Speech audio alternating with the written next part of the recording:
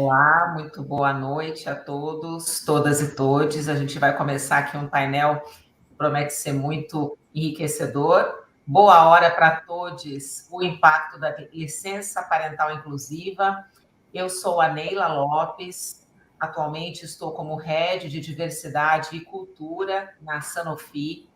Para me autodescrever, eu sou uma mulher branca, estou usando um vestido estampado, uma blusa preta por cima, um colar de sementes e madeira, um óculos com armação de oncinha, tenho cabelos curtos na altura das orelhas. E além de ser uma mulher branca, eu sou uma mulher cis, heterossexual, sem deficiência, muito consciente do meu privilégio e que me posiciono como uma aliada dos grupos minorizados na jornada por diversidade e inclusão. E passo agora para a minha colega aqui de painel, a Flávia, também poder se apresentar. Olá, boa noite a todos, todas e todes.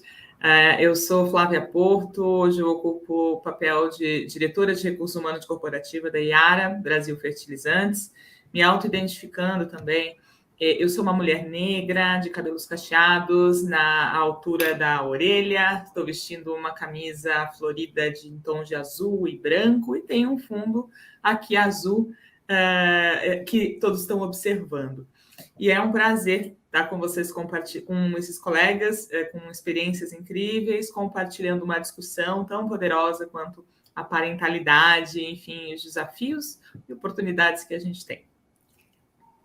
Maravilha, boa noite. Primeiramente, obrigado pelo convite da organização. Neila, Flávia, um prazer estar aqui com vocês. Me chamo Thiago Cor, eu sou pai da Nalu, de 1 ano e 4 meses, que a qualquer momento pode chegar aqui falando papai, papai. Da Yara também, que pode aparecer aqui, parceiro da Bruna.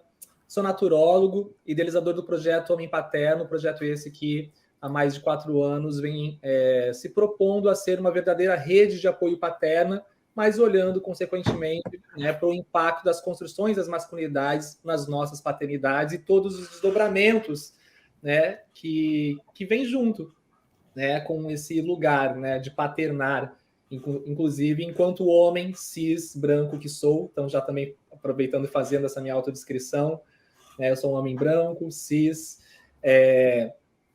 com barba, já aqui com umas barbas brancas, que confesso que saíram muito mais nos últimos 6 anos, está brotando a cada dia mais, que faz parte.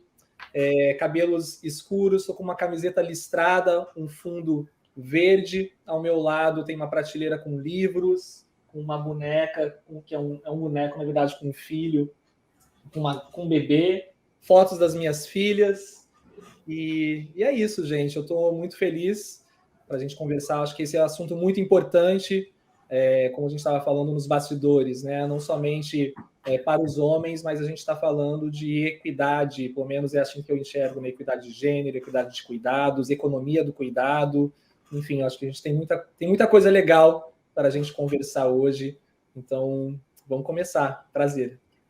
Ai, que legal. Então, a gente aqui vai fazer um bate-papo bem fluido, a gente vai trocando, fazendo perguntas um para o outro. Então, uma das questões que a gente se propôs a abordar nesse bate-papo, é o cenário atual, quando a gente fala de licença inclusiva, de licença parental inclusiva. Aí, o Thiago já tinha se proposto a trazer um pouquinho, de cenário, e aí eu acho que o Thiago começa, a Fábia complementa, eu também, assim vamos caminhando. Quer trazer sua pensata aí sobre esse tema, Thiago? Sim, legal. Eu acho que é importante a gente voltar um pouquinho, assim, porque é algo muito recente, então a gente não precisa contar uma história muito longa. É importante a gente falar que, primeira coisa, o padrão de licença paternidade no Brasil, a regra é que são de 5 dias. Isso continua sendo para empresas, de qualquer tipo de CNPJ. Lá em 2016, a gente teve um grande avanço, que foi a criação, na verdade, não a criação, mas a ampliação, porque o programa Empresa Cidadã ele já era da década de 90, só que contemplava somente as mulheres, com a possibilidade de extensão da licença maternidade de 120 para 180 dias. Em 2016, depois de anos, principalmente de mulheres questionando, por incrível que pareça, a maior parte dos projetos não são trazidos por homens, em questão dessa ampliação de licença paternidade. que traz uma reflexão importante sobre como isso ainda, por mais que seja licença paternidade, é uma demanda materna, é muito louco a gente pensar sobre isso, né? Enfim, em 2016 foi trazida essa possibilidade do homem tirar uma licença de paternidade de 5 para 20 dias. Enfim, é uma discussão, a gente sabe que é insuficiente, mas já foi um pequeno avanço. Eu acho que abre portas para a gente estar discutindo sobre esse tema aqui hoje, né? Então, acho que é importante mencionar, existem, então, essas empresas cidadãs que, se a gente está falando aí que 8% das empresas do Brasil são empresas de lucro real, que esse é o pré-requisito, inclusive, para você estar inserido no programa Cidadã, a gente já diminui muito a possibilidade de um cidadão brasileiro comum, né, ter uma licença estendida. Então, eu me arrisco a dizer que o cenário das paternidades no Brasil, quando a gente olha para a licença paternidade, quando a gente olha para a equidade, entendendo que o impacto positivo de um pai presente e ativo nesse início da vida é determinante para uma série de questões, tanto no âmbito da recuperação dessa pessoa que pariu, né, como para essa criança e para esse cara também, e consequentemente para a sociedade. Enfim, a gente vai conversar sobre os benefícios, né, de tudo isso. Mas esse é o cenário, ele não é positivo. Eu quero sair daqui. Assim, é um convite, na verdade, para que a gente talvez saia desse ponto. Infelizmente, o cenário da licença paternidade no Brasil, ele é negativo. Existe uma visão como antimercadológica, né? Essa é uma pauta entendida tanto no setor público, né? Tanto que não existe uma lei, é uma discussão cara para a sociedade, nenhum político quer propor isso, na verdade, porque é vista como algo antimercadológico, como prejuízo. Enfim, existem, na minha visão, uma distorção do que realmente é o cuidado e a importância dele em todo o setor econômico, inclusive. Então, enfim, eu acho que a gente pode, de repente, começar daqui, e eu acho que, se de repente, tiver mais pessoas que estão acompanhando e quiser conversar e trazer perguntas, a gente pode também ir costurando, né? Mas vamos, o que vocês acham? Como é que vocês enxergam isso, meus amigos? Então, Thiago, tem um ponto que eu queria complementar sobre o cenário atual, que no meio do caminho teve uma pandemia, né? Uma pandemia que forçou a humanização das relações de trabalho. Por conta do processo do home office, por conta da necessidade de derrubar algumas barreiras que até então, quando a gente está no espaço do escritório, corporativamente, os papéis sociais, né, da parentalidade é como se ficassem do muro para fora.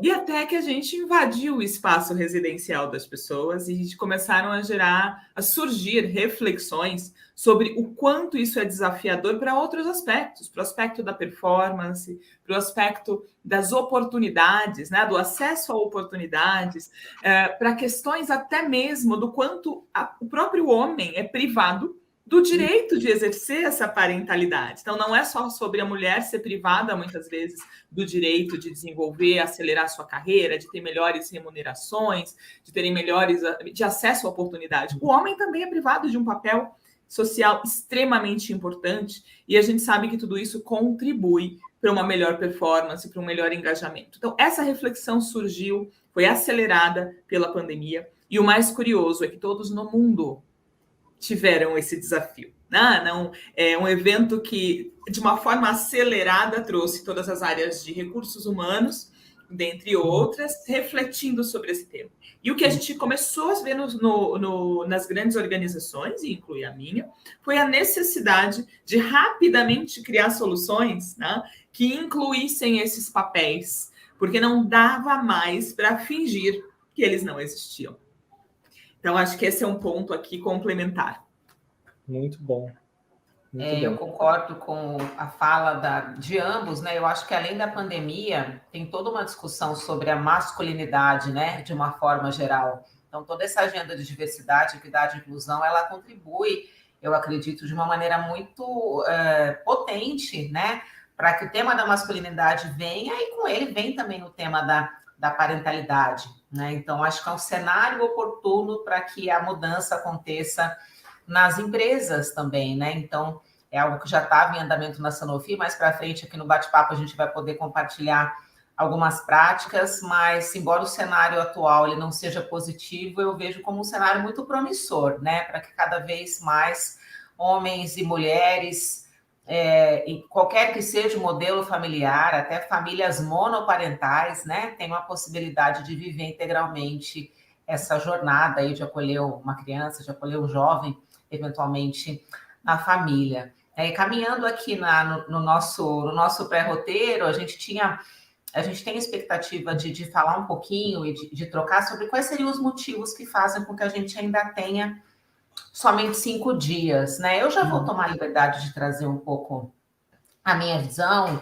Tem esse contexto econômico e mercadológico, né, que já foi trazido pelo Tiago, e embora na Sanofi a gente já tenha há quase 3 anos a licença parental estendida, né, para todos os modelos familiares, a gente consegue ainda entender porque, mesmo tendo esse benefício, ele não é integralmente aproveitado pelos homens ainda, né? Então, vou colocar aqui o que a gente levantou até para ouvir a Flávia e o Tiago, né? Mas são fatores diversos pelos quais os homens que têm esse benefício, eles não usufruem dele. Então, tem uma colinha aqui, eu troquei até um pouquinho de tela, né? Mas o medo de perder um emprego, medo de perder oportunidades de avançar, de ter promoção na carreira, uma retaliação na volta, né, de ser visto como desengajado, e aí a gente para até para pensar naquelas microagressões que a gente comete no dia a dia, né, vai sair de férias de novo, vai sair de licença, vai sair de férias, né, tem pessoas que têm medo de deixar os colegas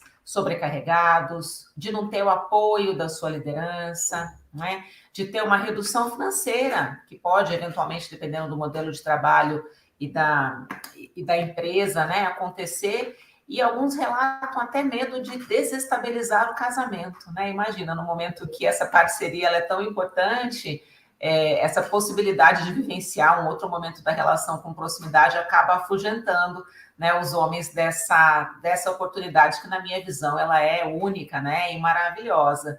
O que vocês, Flávia e Tiago, pensam a respeito? Tem algum fator diferente desses, né, que a gente possa levar em consideração do ponto de vista do homem, né, que foi o que eu trouxe, obviamente, do ponto de vista das empresas também?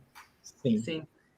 Não, eu acho que tem uma reflexão importante antes disso que eu trago, que é um fator histórico. Não dá para olhar as transformações da sociedade sem olhar o contexto histórico em que ela está inserida, em que o tema está inserido. Então, quando a gente olha a Constituição de 88, que determina 120 dias, né, da licença maternidade para a mulher, é um marco, e é um marco recente, né?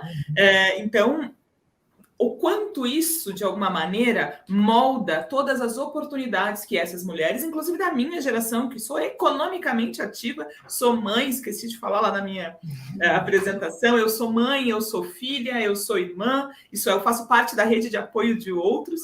Então, essa minha geração viveu as duas faces da moeda, tanto o que é ser criada numa era em que minha mãe não teve licença maternidade, quanto o que é viver numa era em que eu tenho uma licença, tenho sim acesso à licença maternidade, mas não tenho a mesma rede de apoio quando eu olho em ponto de vista de equilíbrio parental, da família, mesmo acesso a benefício. Então, acho que esse é um contexto extremamente importante, porque isso ajuda a explicar por que chegamos onde estamos. Então, é muito além de juízo de valor. Eu acho que não é aqui o fórum da discussão, fazer o que vale mais ou menos, a mulher, o homem versus a mulher. Não é isto. É o contexto histórico que construiu e nos trouxe. Então, entendendo isto, as organizações precisam entender que elas não estão à margem da sociedade. As organizações fazem parte da sociedade. E se essa sociedade evoluiu, os nossos processos, as nossas políticas, as nossas práticas precisam contemplar essas mudanças, né? E hoje se fala tanto de ESG é futuro para quem? Né? E quando a gente fala futuro para quem, a gente tem que olhar a nossa cadeia de valor. Futuro para quem? Quem são os meus clientes? Quem são os meus fornecedores? Quem são os meus funcionários? E quando a gente faz um recorte demográfico dessa população, a gente está falando de mulheres, a gente está falando de homens, a gente está falando de pessoas negras, a gente está falando de pessoas de várias gerações, a gente está falando de pessoas com deficiência, a gente está falando de pessoas de orientações sexuais diferentes, a gente está falando de pessoas de identidade de gênero diferente. Então, entender isso é importante para a gente trabalhar, conversar com essa população, com esses stakeholders, mas também olhar para os nossos processos, olhar para as nossas políticas e, de tempo em tempo, revisitá-las. É o primeiro é o primeiro comentário que eu gostaria de fazer para a gente contextualizar onde a gente está. Eu acho bem importante contextualizar isso. Bom, quero falar que eu quero ser amigo de vocês, assim, de verdade. Nem que seja para a gente filosofar aleatoriamente, assim, né? Vamos embora. Mas é que é importante a gente estar falando sobre isso, né? Eu trago um ponto que para mim é algo que eu tenho presenciado nos últimos 2 anos, que foi quando eu comecei a me inserir no ambiente corporativo trazendo essas temáticas, tá? Então, o que eu vejo? De resistências, porque existe também uma questão de resistência por parte das empresas, isso para mim é muito notável, né? E aí alguns motivos que eu percebo, né? Hoje em dia, e sempre foi, né? Quem detém os principais postos de poder e liderança e gestores são homens, né? E isso, no meu entendimento, e principalmente homens brancos, cis, né? Recentemente eu fiz um trabalho numa empresa que depois, enfim. Mas assim, eu fui para uma reunião e um dos principais valores da empresa é diversidade. E aí eu fui fazer uma reunião somente com líderes e gestores. Gente, eram 20 pessoas que para mim pareciam 20 irmãos, né? 20 homens, né? Iguais. Mesmos perfis, mesmas narrativas, mesmas histórias, igual. Então, eu acho que isso, para mim, é um ponto muito, quase que determinante, né, para a dificuldade de a gente avançar com algumas pautas referentes ao início da vida. E não somente ao parto ou a essa mulher, mas ao entendimento que a chegada de um ser humano ela vai impactar toda a dinâmica familiar, né? E a dinâmica familiar, ela importa no bem-estar do indivíduo. Então, acho que esse entendimento talvez seja até muito avançado, né? No sentido, não que eu esteja avançado, mas que, assim, é algo para a gente se pensar, pelo menos eu trago essa reflexão, porque falta por parte de homens, nós, e eu trago essa para minha responsabilidade, né? É como eu enxergo a relevância do cuidado, do início da vida para as empresas, sim, inclusive. Entendendo que as empresas são formadas por múltiplas pessoas de múltiplas cores, né? Vamos dizer assim, trazendo como você trouxe, né? De múltiplas necessidades, configurações, identidades, né? Então, eu acho que trazer o olhar do cuidado como prioritário é ainda uma barreira, né? É ainda caro para uma parcela muito grande das empresas e ainda é visto como custo, como algo que não precisamos ter um budget para isso. A gente descola no meio, a gente tira de um, tira de outro. Então a gente vê que esse valor que está lá, entre os 5, 6 valores que normalmente as empresas têm, né? Está lá a diversidade. Esse valor, ele não está sendo olhado como precisa, enquanto valor, que é algo inegociável para a empresa, senão você não coloca como valor, né? Você coloca como em outros caminhos, mas não como valor. Então, eu trago esse ponto para que a gente também continue, assim. Não sei se eu fui muito para longe. Não, excelente. E eu acho que faz muito sentido, e conectando com o que eu disse, né? A sociedade, as empresas não vêm de Marte, né? Os funcionários não vêm de Marte, eles fazem parte dessa mesma sociedade que está lá fora. Uhum. E as ações de cuidado hoje impactam não só no acesso da mão de obra ao futuro.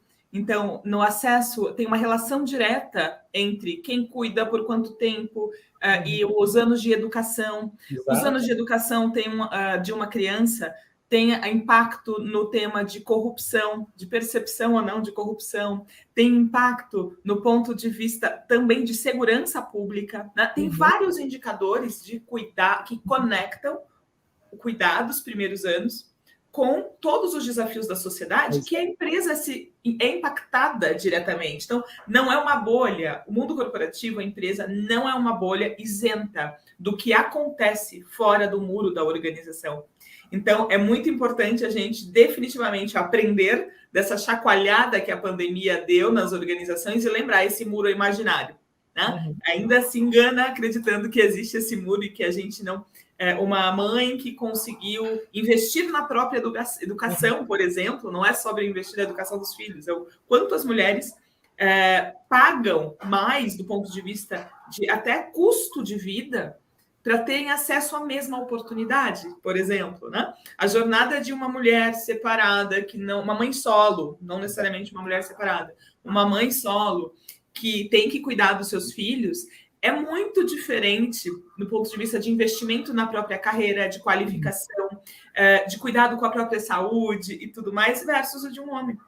Então, tudo isso entra na conta, né? Tudo isso a gente tem que levar em consideração. E depois eu sei que a gente vai falar um pouquinho mais para frente de práticas, mas isso também repercute num dos maiores, eu acho que nas pedras do sapato dos executivos de recursos humanos hoje, que é o gap salarial, a diferença salarial entre homens e mulheres, que já é provada, né?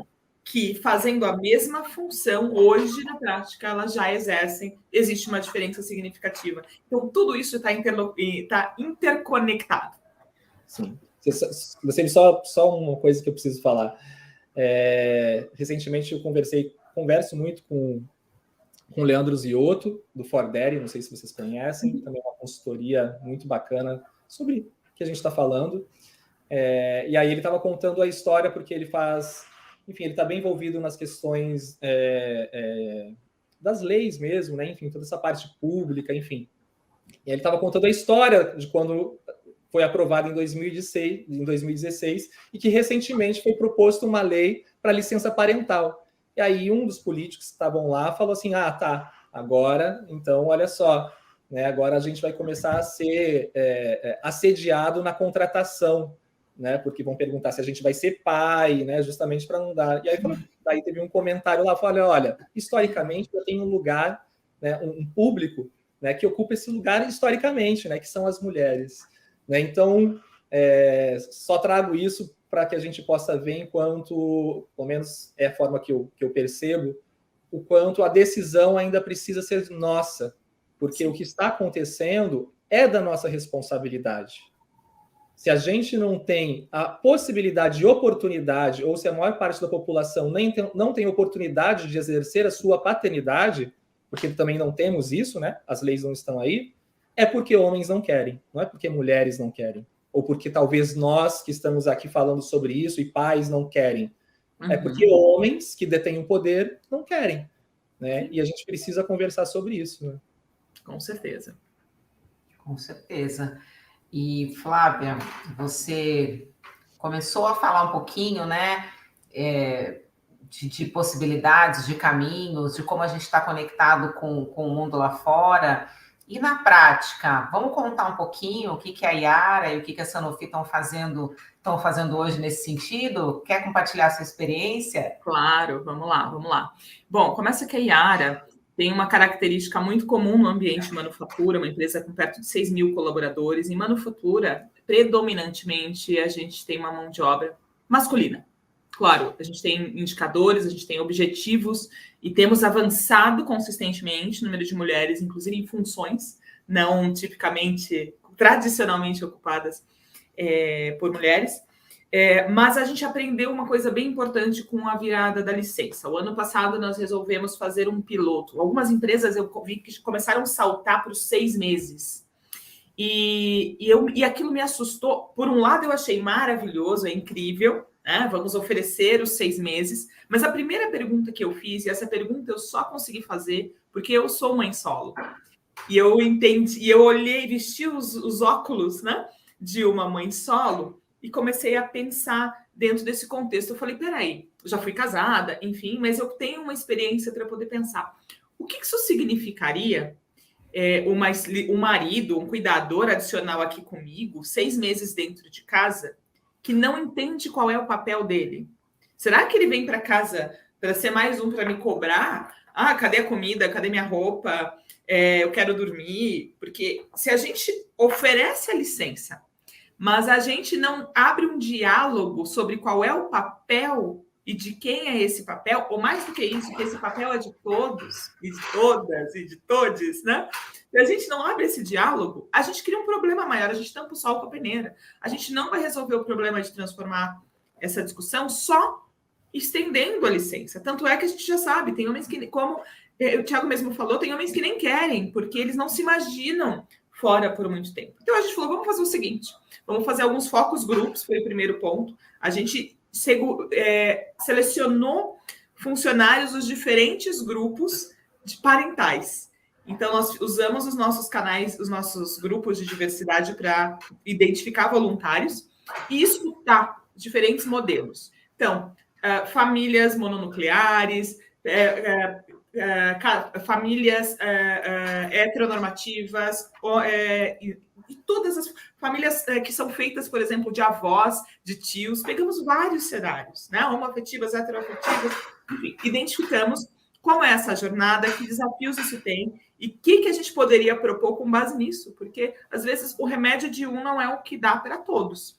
Então, a gente entendeu que funcionaria de forma comum seria, sim, ter um olhar igualitário, pelo menos do ponto de vista para aquelas pessoas que não geraram a criança, porque a gente começou a gerar reflexão sobre, não é a licença maternidade ou paternidade, a reflexão é parental, a gente mudou o nome para licença parental. E para chamar de licença parental, eu estou dizendo que qualquer pessoa que ou dê à luz a uma criança, ou que legalmente seja responsável pelo cuidado de uma criança, seja por adoção, seja por tutela, N cenários, essa pessoa teria direito a um período acima do legal. E esse acima do legal foram 30 dias adicionais. Foi o que a gente estendeu como um padrão.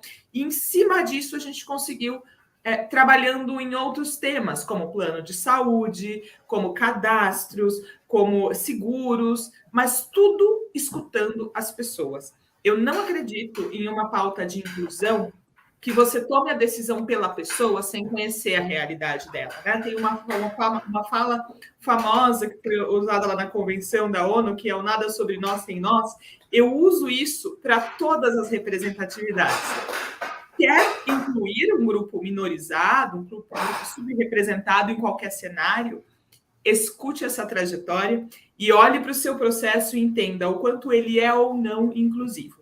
Então, isso é um exemplo do que a gente fez. E dentro dessa temática de desenvolver e preparar essas pessoas, uma coisa diferenciada que a gente fez foi um curso de parentalidade. Então, qualquer pessoa que nos procure informando que agora eu exerço o cuidado de alguém, a gente automaticamente não só apresenta a licença, os benefícios vinculados a isso, mas eu convido essa pessoa a antes fazer esse treinamento, que é extensivo a familiares, né? Um treinamento pago pela organização online.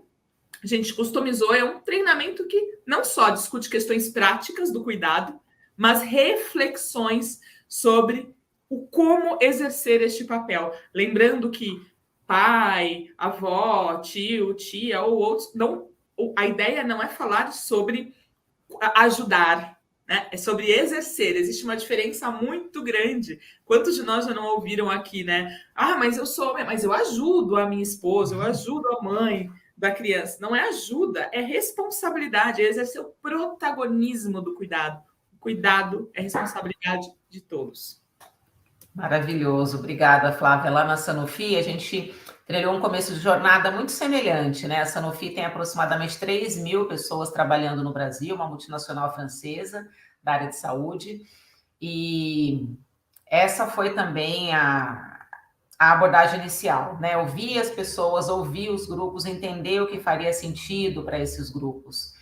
E para não repetir, né, as boas práticas que você já trouxe, nas suas similaridades, uma coisa que a gente reforçou muito no lançamento, né, da licença parental inclusiva, da licença parental neutra de gênero, que é como nós chamamos na Sanofi, foi falar do impacto dessa licença para toda a estrutura familiar, inclusive para a criança, para o filho, né? Porque a gente às vezes fala muito do benefício que é para a mãe, para o pai, independentemente do modelo de família, mas a importância que tem, né, para uma criança, ela realmente, ou para um jovem que acabou de ser acolhido por meio de adoção ou de outros modelos, de ter efetivamente essa atenção integral, né, nos seus primeiros meses aí de vida ou de presença nessa estrutura familiar.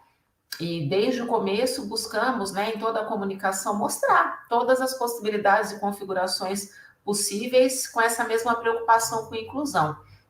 Na Sanofi, a nossa decisão foi por estender, então, ali, porque nós já somos, né, empresa cidadã, já tínhamos a licença maternidade de 6 meses, e aí estendemos e aí passamos a chamar de licença parental. Então, hoje, os homens também, eles podem optar. Eles podem ainda optar por sair 20 dias, se assim desejarem, ou 4 meses, ou 6 meses. Esse lançamento ocorreu, como eu comentei há pouco, há quase 3 anos. Os primeiros 2 anos foram de muito aprendizado, né? A gente manteve ali uma taxa de adesão de 50% dos pais que saíram de licença, né? Então, dos pais que saíram de licença, a metade optou por sair 4 ou 6 meses. E nesse meio tempo a gente foi colhendo aprendizados e, de novo, chamamos a empresa, chamamos as pessoas para contarem como é que estava sendo a experiência dos que saíram, os que optaram por não sair, por que não saíram, né? De que maneira a gente poderia alavancar ainda mais essa adesão. Fizemos uma série de diálogos que a gente chamou na época de café com mamadeira, e foi muito rico, porque a gente pôde também confirmar que o que é obstáculo para um líder sênior que está numa sede administrativa nem passa pela cabeça de um operador de máquina que está trabalhando na nossa planta industrial e que tem outras preocupações, né? Então, se a gente não mapeia essas preocupações, a gente não tem como endereçá-las para daí a gente aumentar a nossa adesão.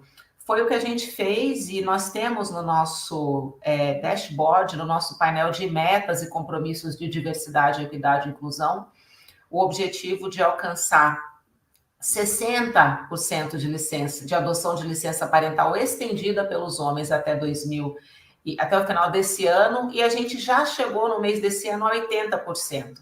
Né? Então, os pais estão saindo, eles estão optando por viver essa experiência, e temos já histórias de pais em diferentes modelos familiares, com diferentes identidades de gênero e orientações sexuais.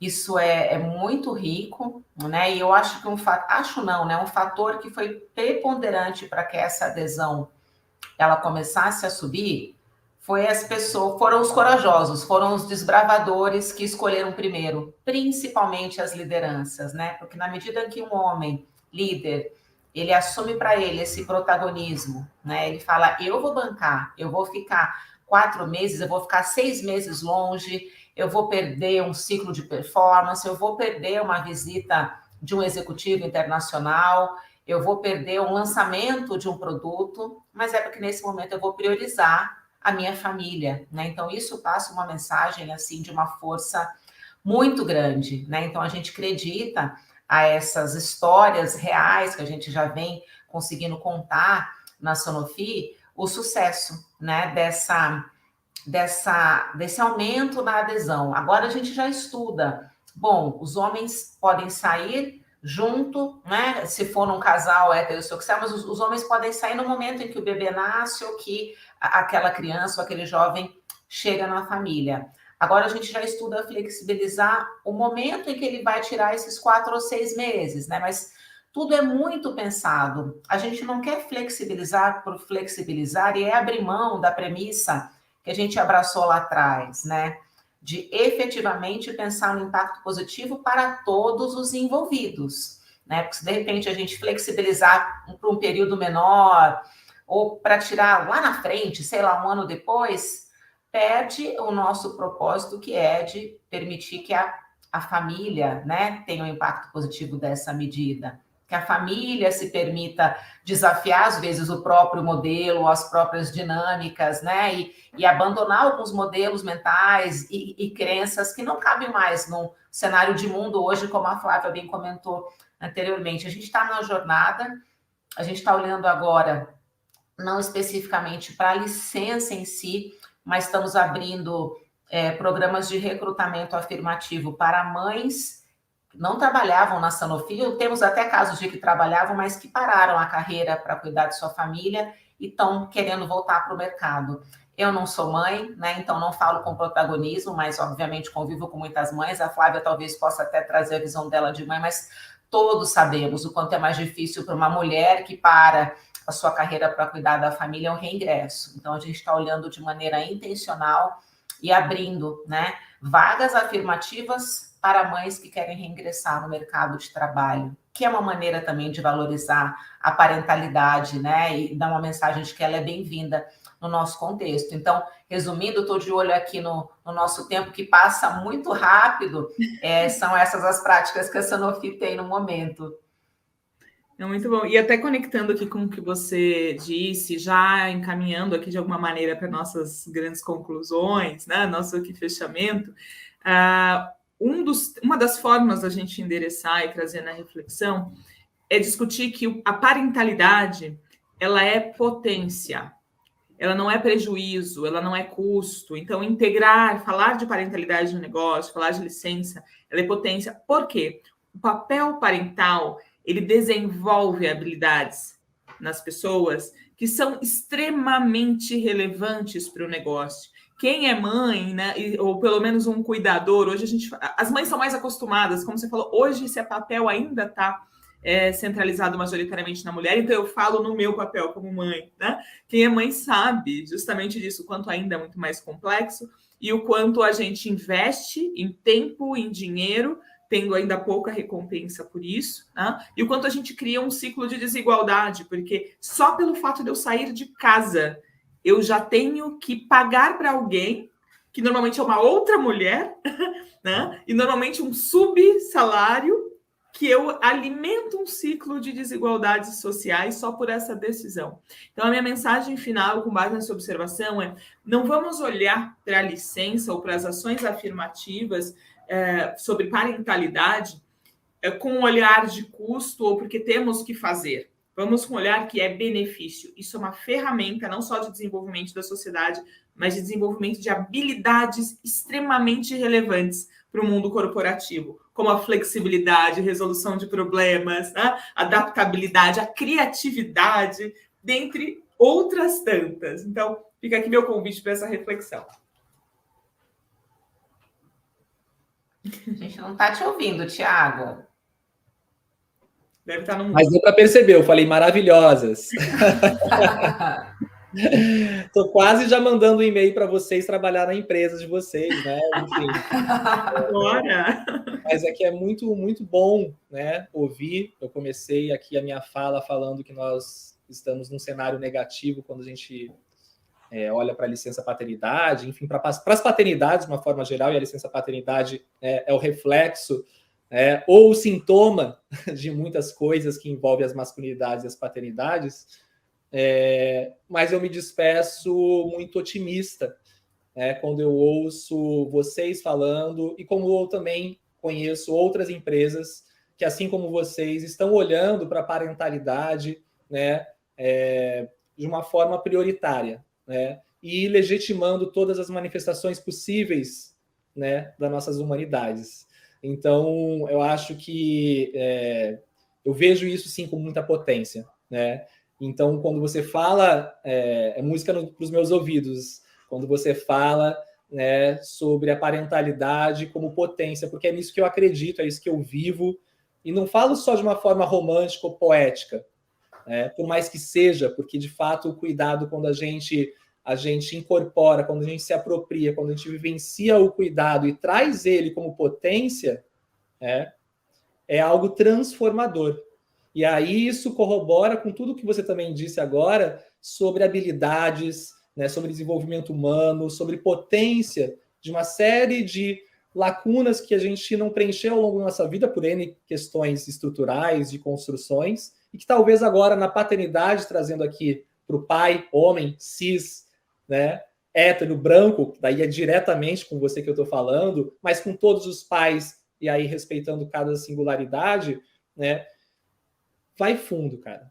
Vai fundo, porque é uma grande oportunidade. E as empresas, né, sigam esses exemplos, porque é algo de potência, né? É de potência para a sociedade e também de finanças, né? De recursos, de lucros também. Então, acho que essa é uma oportunidade, né, para que a gente possa rever, inclusive, os mecanismos, né, de funcionamento desses nossos sistemas.